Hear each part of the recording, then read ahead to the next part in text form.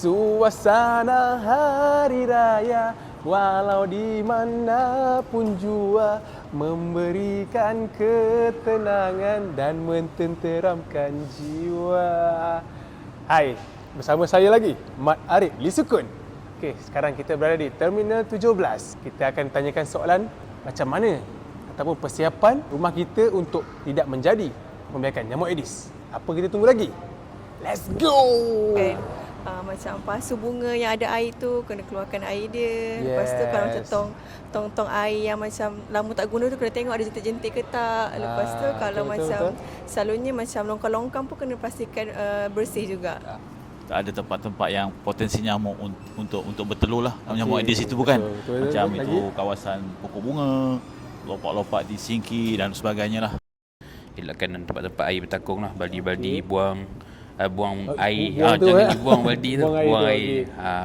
Pastikan tempat-tempat mudah dimasuki air tu ditutup lah, di cover supaya ada tempias air tu dielakkan lah. Macam air takungan tu yang ada tu kena buang. Betul kena buang. Macam ada yang pasu tu, dia punya tu kan ada macam air takungan kan. So kena bersihkan, kena buang kan, kena cuci.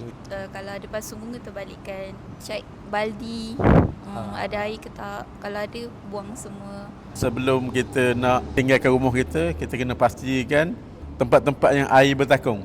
Kalau pasu bunga tu kita pelangkukkan dia punya bekas takungan tu, kawasan-kawasan yang besar macam kolah air ke, kita taburkan tabur garam. Yang pastinya kawasan keliling rumah kita tu, kita nak kena tengok juga takut ada takungan-takungan yang ada.